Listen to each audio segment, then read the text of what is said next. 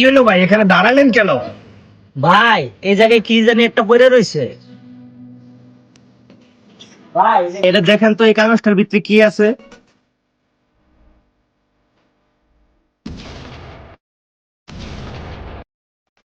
আল্লাহ, এতগুলা সোনা কার যে পইরা গেছে।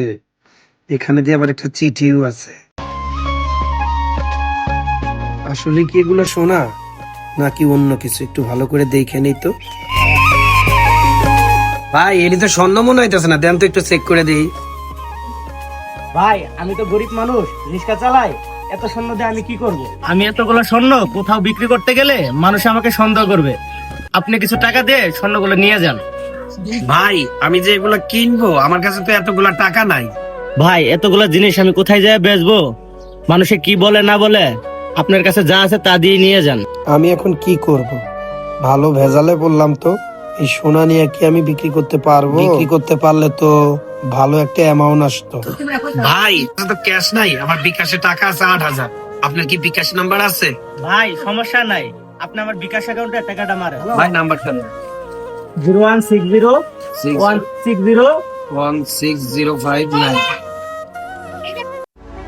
ভাই দেখেন গেছে। হ্যাঁ ভাই আসছে। ঠিক আছে ভাই, ভালো থাকবেন।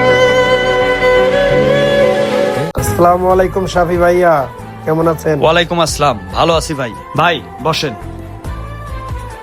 শাফি ভাই আপনার কাছে আসলাম একটা কাজে। আমি কি রবিউল ভাই, এতদিন পরে কি কাজে আসলেন? আপনি তো স্বর্ণ বেচা কিনা করেন, তাই আপনার কাছে আসলাম, আমার কিছু স্বর্ণ বিক্রি করতে হবে। মেলা অভাবে পড়ছেন, ভাবির স্বর্ণ গহনা সব বিক্রি করে দিতেছেন। আরে না ভাই, আমার কাছে কিছু স্বর্ণের কয়েন আছে, ওগুলাই বিক্রি করব। কি বলেন, স্বর্ণের কয়েন দেন তো দেখি। দেখাইতাছি, এই একটা দুইটা তিনটা চারটা, এই চারটা কয়েন আছে, দেখেন। কয় টাকার দাম হয়? দেখেন তো ভাই একটু ভালো কইরা। এই 2 টাকা করে পিস হইতে পারে। বুঝলাম না ভাই, আপনি কি আমার লগে শয়তানি করতেছেন নাকি? এখন স্বর্ণের ভরি 2 লাখ টাকার উপরে, আর এখানে 4টা কয়েন আছে। একটা অসহায় মানুষ রাস্তা দিয়ে আসতেছিল, সাথে তুমিও ছিলা। হঠাৎ একটা খাম কুড়িয়া পাইলো, মাঝখানে একটা চিঠিও ছিল। এই রকম কিছু? ভাই বুঝলাম না, আমার সাথে যে ঘটনাটা ঘটলো আপনি ওটা কি করে জানলেন? ওই লোকটা কি আপনার কাছে আসছিল নাকি? এই লোক আমাদের কাছে আসবে কেন?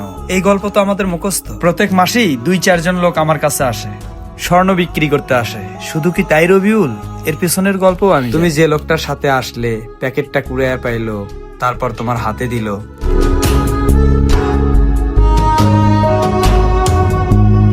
তাদেরই একজন লোক আগের থেকেই এই জিনিসটা ওখানে ফেলে রেখে গেছে। তারপর ওই লোক কুড়াইয়া তোমাকে দেখাইছে স্বর্ণ হিসেবে। এখন আমি তোমাকে দেখাই এটা কোন লেভেলের স্বর্ণ।